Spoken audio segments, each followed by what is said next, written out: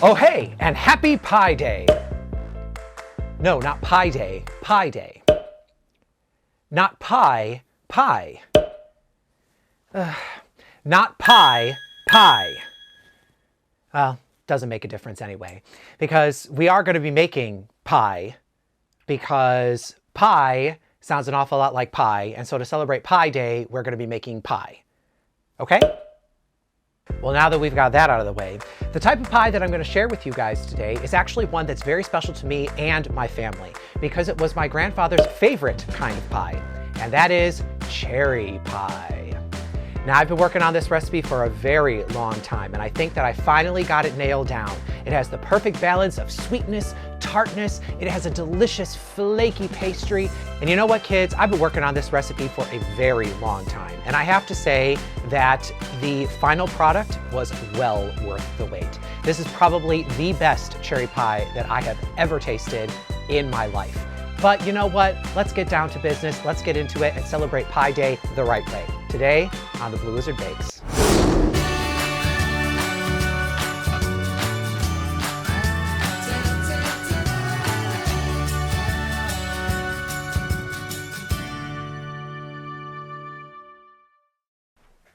All right, so before we get started making our delicious cherry pie, I wanted to share something with you guys. I've been experimenting with a new way of making pie crust that I truly can't believe that I didn't think of before. And I'm telling you guys, this turns out the most delicious flaky pie crust you have ever had in your entire life. It was the best pie crust I've ever had. And all you need in order to accomplish this fantastic feat is a box grater. That's it. No heavy equipment, no special pastry blenders or mashing things with a fork. All you need is a box grater. So I'm going to use the large holes of this box grater in order to grate my 2 sticks of butter that I need for my just plain old regular pie crust recipe. And even if you're not using the same pie crust recipe as me, I would still grate your butter like this instead of doing the method that they give you in the recipe. Because I'm telling you guys, you cannot get a more flaky crust than what you are seeing when you're grating your butter this way. And you notice I sort of use the wrapper to hold on to the butter so I don't get my hands all greasy and I don't get my fingers trapped in the teeth of the grater. All right, and there we go. There is our butter grated. So I'm just going to sort of fish it out of the box grater over here, make sure I got all of it out. It looks clean. And I'm going to spread it out evenly on this plate that I have, just to make sure it's nice and even. And the reason why I'm doing this ahead of time, kids, is because I'm going to take this plate of grated butter with all of the butter flakes that I have on here, and I'm going to throw it into the freezer. Now, you only need to do this for about 15 minutes in the freezer before you do everything else, all right? So this way, the butter is nice and cold, because the key to perfect crispy pastry, flaky pastry, is to make sure that your butter and all of your ingredients are just as cold as they can be. But anyway, now that our butter is grated, I'm going to get this in the freezer and get out the rest of my ingredients. Let's make some magic. So the first thing that we're going to start on is our cherry pie filling. Now, my grandfather was partial to a canned cherry pie filling, but I don't know about you, but every time I buy a can of cherry pie filling, it seems like there's fewer and fewer cherries in that cherry pie filling, and it's more and more goo. Soon they're just gonna be selling cans of cherry pie goo, all right? And there's not gonna be any cherries in them. So I set out to make a filling that had lots of cherries in it, but still had that delicious cherry flavor of a canned cherry pie filling, okay? So it tastes just as good. In fact, I think mine's a little better, and it has tons of cherries in it. So that's what we're gonna do here. So I'm gonna start in my pan, because we're gonna be cooking this filling first. We're starting in this pan, a nice shallow saute pan, with 2 pounds of dark sweet cherries. Now, the canned cherry pie fillings that you normally buy use tart cherries, not sweet cherries, in order to make them. However, I have found in my experience, it's harder to find tart cherries year-round. And so I tried to get the same flavors with using sweet cherries. So the next thing that I'm going to do is I'm going to mix together in a little bowl, I have 1/2 cup of sugar, and I have 3 tablespoons of cornstarch. The sugar, of course, is gonna give us some sweetness, and the cornstarch is gonna help to thicken up our mixture and make that delicious goo that we get in the canned cherry pie filling. And I'm gonna mix this with a whisk first because I do not want the cornstarch to clump up inside of my filling once I start cooking it. So I'm just gonna sprinkle that over the top of the cherries. And then I'm gonna add a couple of other ingredients. I'm gonna add just a pinch of cinnamon, not even a quarter of a teaspoon, just a little bit of a dash. It just adds a little bit something more interesting to the cherry pie filling. And then the last thing I'm gonna do is add in some lemon juice, the juice of 1 lemon. Now, the reason why we're adding lemon juice, it's not going to make our pie filling taste like lemon, but what it is going to do is it's going to add that tartness that we are not getting because we're using sweet cherries instead of tart cherries. And so adding just the juice of 1 lemon is going to get us the perfect amount of tartness to turn these sweet cherries tart. All right, so that's all the ingredients I'm going to add into the filling at this point, and so now I'm going to take it over to the stove and cook it off.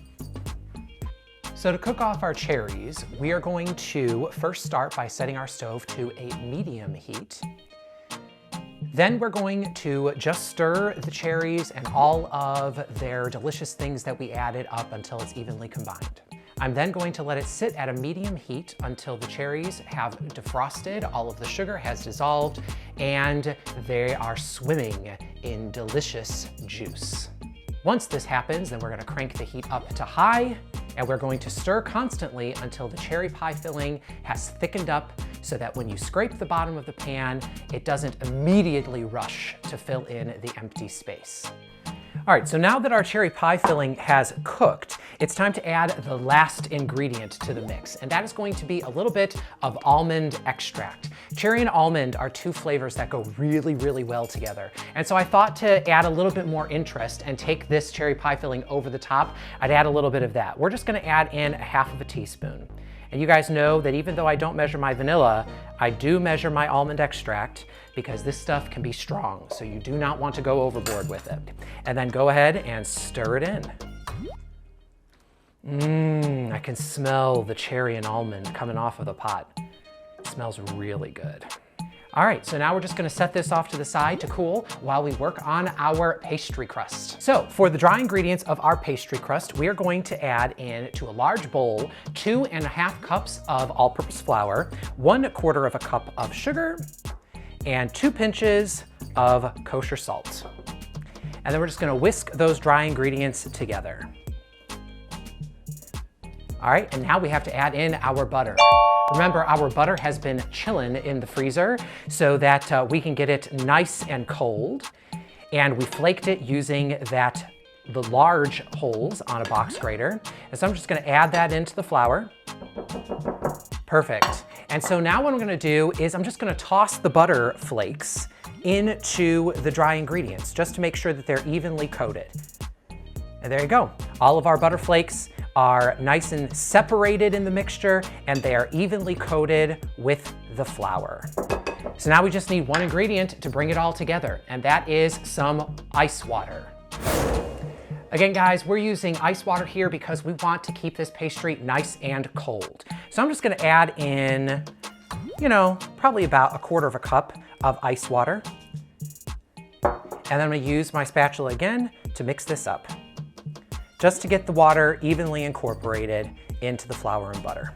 All right, and so you notice, still very dry, so we're gonna add in more water. Again, about another 1/4 cup. And then stir it up again. And there you go. Again, because I wanted to keep this as cold as possible, I haven't gone at it with my hands yet, but it's at the stage where I don't have a choice. A spatula ain't gonna do it anymore. So I'm going in there with my hands in order to make sure that I can bring this pastry dough together. This time I'm gonna add just a little bit more water, okay? Not an entire 1/4 cup, maybe just like a tablespoon or 2. And then go at it and mix it with my hands. We're trying to form a shaggy dough ball. And you know what, guys? I think we have it with just those couple of extra tablespoons. But on different days, guys, depending on how dry it is in your house, how dry your flour is, whatever the case may be, you may need more or less water, depending, like I said, on the day and the conditions and everything like that. So now I'm just gonna take and turn out the dough onto my board. And I'm gonna try again to form it into a rough ball shape. And again, it's okay if that ball is a little shaggy. All right, so then I'm gonna take and I'm gonna cut that ball into 2 smaller balls, 2 smaller pieces. And we want them to be round shaped because the crust that we're making is going to be round shaped. And so it'll make us easier for us to roll out if our dough balls are round rather than square or, I don't know, an oval or trapezoid or something like that. All right, so we want them to be round. All right, so now we're just gonna wrap them up in some cling film and throw them into the refrigerator. So we're gonna throw these 2 dough balls into the refrigerator in order to chill and hydrate, and we're gonna need to set them in there for at least a half an hour, but you could let them sit overnight if you would like, okay? But at least a half an hour, and that's actually gonna be the perfect amount of time for our pie filling to cool so that we can put together and fully construct our pie. See you guys in a half an hour. So our half an hour is up. It's time to start rolling out our pastry.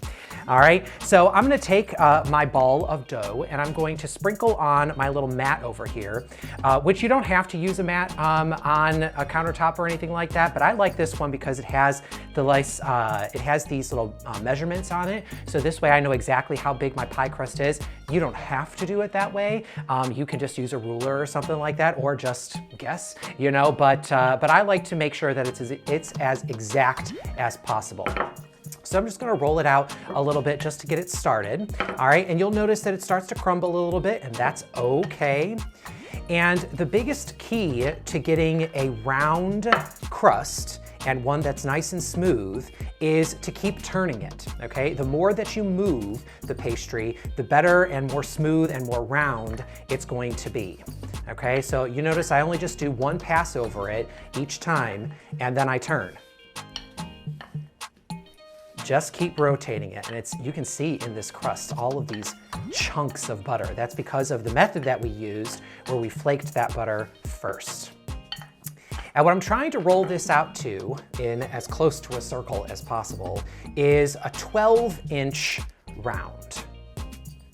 So there we go. We are at our 12-inch round. And I'm just gonna make sure that everything is nice and flat on that. And then to transfer it to my pie plate, I'm gonna take and fold it in half, fold it in a quarter, bring my pie plate over, wedge it in there, and then unfold. Quarter, and then the half. And this way, you don't have to worry about your pie crust getting messed up when you're transferring it from one place to another. I'm just gonna pat that in there. You wanna make sure that there's no part of the crust that isn't touching the pan. You wanna have everything nicely pressed in. Okay, and that looks pretty gosh darn good to me. So now I'm gonna set that off to the side and work on crust number 2, which is the top crust. This one we only want to get about 10 inches. All right, I think that that is good enough. Now, what I'm gonna do for our design, I could do like this big complicated lattice or whatever, but you know, I like simple, easy things because it shouldn't have to be a chore in order to bake. And so what I'm gonna do instead is I'm gonna take this little 1-inch round cookie cutter, and I'm just gonna go in the very center of the crust and cut out a little hole. And then I'm gonna do holes on either side. And then fill in the gap. So I'm gonna do a total of 6 cuts. All right, so now we gotta put in our filling. Yummy.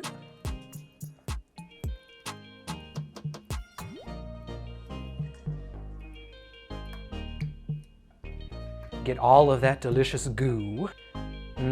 That looks delicious. Let me take a little taste. That is scrummy. All right, so now we're gonna take and we are going to do our little fold technique again. All right, and then we unfold over the top, and look at that. Very cool. All right, so I'm just gonna pull off a little bit of the extra dough around the outside because I don't wanna have too much on my outer crust. So now what I'm gonna do is I'm gonna take and turn and fold under that top crust under the bottom crust, all the way around the edge of my pie. And now the only thing I'm gonna do in terms of design, all right, for the top of this pie, other than our little holes that we made, is I'm gonna take and do sort of like a little crimping method. And the way that you wanna do this, you wanna take two fingers, your thumb and your forefinger on one hand, the hand that's on the inside of the pie, and you wanna take your thumb on the hand that's on the outside of the pie, and you wanna just press in with your thumb while pressing out with your thumb and forefinger of the other hand. So again, press out from the inside and press in from the outside. And that makes a nice little crimped pattern in the edge of your pie. I told you guys that having the perfect pastry meant having a cold pastry. So we are going to take this and we are going to put it into the freezer for 15 minutes to really set that pastry before we throw it into the oven. So into the freezer we go. Now, right when I put that pie into the freezer for 15 minutes, I'm going to take and preheat my oven to 400 degrees Fahrenheit. And I'm going to throw a pan, a sheet pan, onto the bottom rack of that oven. This is just going to help to make sure that the bottom crust of our pie gets nice and evenly browned. And it's also going to make sure to catch any drips that we might get from our pie as it bakes in the oven. Our pie has been chilled and our oven is preheated, but there's just one more thing that I'd like to do to this pie. Now, this next step is completely optional. You don't have to do it, but it is something that I like to do to the tops of my pies just to make them brown a little bit better and add a little bit of something extra crunchy to the top of them. So the first thing I'm gonna do is take and just brush the top of the pie with a little bit of milk. Now I'm using skim milk here, but you can use any kind of milk. I've even used like plant-based milks and stuff like that, like almond milk and everything like that. Works just fine. All right, now here's the part that's really gonna knock things up another notch. I'm just gonna sprinkle a little extra sugar on the top. So now I'm gonna take and place this into our oven and bake it off. So I'm gonna place that onto the bottom shelf of the oven on top of the sheet pan and bake it for about 45 to 50 minutes. Now, while that's baking, I just want to take this time to remind you that if you liked this video, please make sure to hit the subscribe button as well as the little bell for notifications. So this way you're notified every time that I post a new video. And while you're down there, why not slap that like button right along with it? If you'd like to find out what other things I'm whipping up in the kitchen, make sure to follow me on both Instagram and Facebook at the handle @JoeTheBlueWhiz. And as always, if you're interested in this recipe or any of my other recipes, please make sure to check out my website, bluewizardfood.com. So the filling in this pie is already completely cooked. So all we're looking for out of this pie to be done is for the crust to be nice and deliciously golden brown all over. After it's baked, I'm going to remove it from the oven and place it onto a cooling rack until it is cooled to room temperature. And there you have it, kids, a delicious slice of cherry pie. I cannot wait to take the first bite. Here we go. Oh, I could already feel, just with putting my fork through it, that this crust is nice and crispy and flaky. That is it, kids. That is thebomb.com.